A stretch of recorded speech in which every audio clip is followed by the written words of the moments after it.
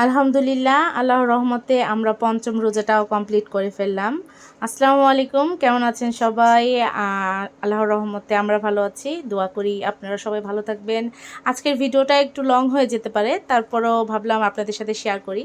আজকে আমাদের আয়োজন ছিল চিকেন চাপ, নান রুটি আর রায়তা, আর সাথে ছিল কলিজা ঠান্ডা করা একটা ডেজার্ট, যেটা ভিডিও অলরেডি আমি আমার আইডিতে আপলোড করে ফেলেছি। আজকে আমাদের সাথে ইফতার করেছে আমার আব্বু আসলে অফিসে থাকে, আমাদের সাথে ইফতার করতে পারে না। আজকে আমার আব্বু আমাদের সাথে ইফতার করেছে, এর জন্য আমার আব্বুর অনারে আমাদের আজকে এই আয়োজন। আমার আব্বু আসলে আমার হাতের এই চিকেন চাপটা খেতে খুব পছন্দ করে।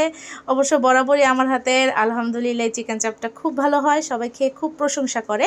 আর এই চিকেন চাপের ভিডিওটা অবশ্যই কালকে থাকবে, আজকে আমি সময়ের ঝামেলার জন্য দিতে পারিনি। খেতে আলহামদুলিল্লাহ অনেক মজা ছিল। আর রায়তাটা বানিয়েছে আমার ছোটো মেয়ে তাহমিদা। রায়তাটা খুব মজা হয়েছে, মানে টোটাল খাবারটাই মনে হয়েছে আমরা বাইরে থেকে কিনে এনেছি। নান রুটিটা আমার মা আর আমার মেয়ে বানিয়েছে, খুব মজা হয়েছে সবগুলো খাবার। আলহামদুলিল্লাহ, আল্লাহর কাছে শুকরিয়া। আমার এই খাবারের ভিডিও এবং আমার এই রমজান উপলক্ষের ভিডিওগুলো আপনাদের কাছে কেমন লাগে অবশ্যই সবাই আমাকে কমেন্ট করে জানাতে পারেন। আমরা কিন্তু এক রুমে সবাই মিলেমিশে একসাথে গল্প করি আর খানা খাই। জানি না আপনারা এভাবে খান কি না, আপনারা যদি খেয়ে থাকেন সবাই একসাথে একই টেবিলে বা একই রুমে বসে, অবশ্যই কমেন্টে আমাকে জানাবেন।